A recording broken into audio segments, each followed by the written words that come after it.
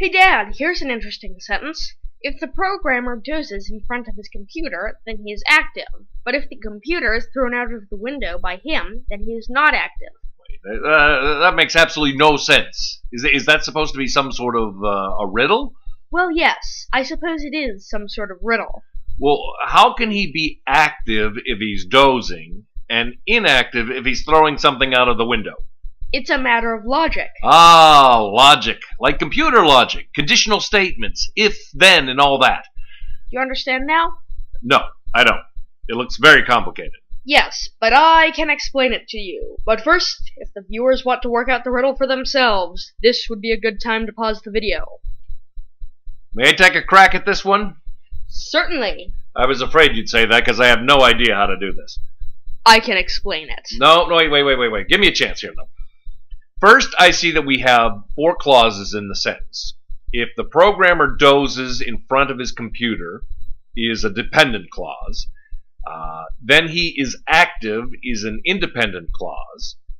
If the computer is thrown out of the window by him is another dependent clause. And then he is not active is another independent clause. And the 2 sets of clauses are held together by the conjunction but. Correct, and each set of clauses forms a conditional statement. And that's the allusion to computer programming because programmers and mathematicians and statisticians use that sort of logic. But what's illogical is that the programmer is active when he is sleeping and inactive throwing the computer out of the window.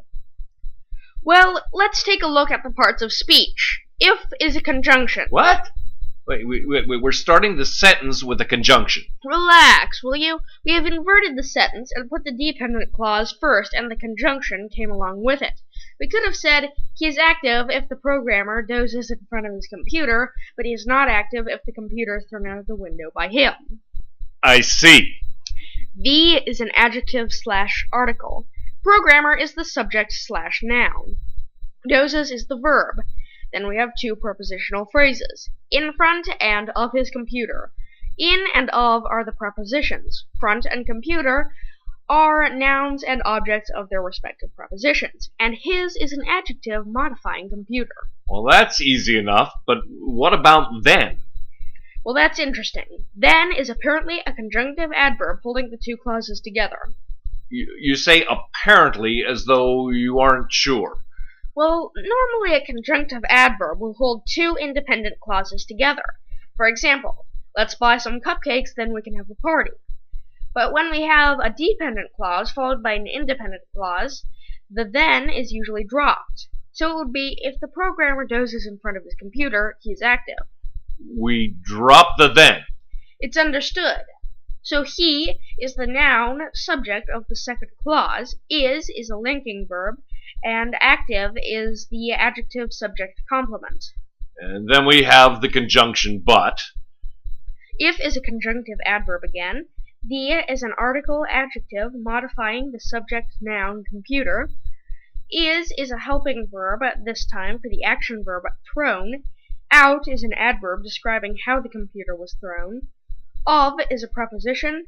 The is an article adjective describing the object of the preposition/noun window. By is a preposition, and him is the object of the preposition. Well, now we have that conjunctive adverb again. Then. Which we really don't need. He is the subject noun of the next clause. Is a linking verb. Not is an adverb modifying is. And active is the adjective subject complement. Great. But what about the riddle? I mean, how can he be active if he's dozing and inactive if he's throwing something out of the window? There are active and passive clauses. There's nothing grammatically wrong with a passive clause, but it's often wordy and confusing. But if the computer is thrown out of the window by him, it could be rewritten with the noun performing the action up front, if he threw the computer out the window. I see. But if we did that, it would ruin the riddle and make the whole exercise pointless.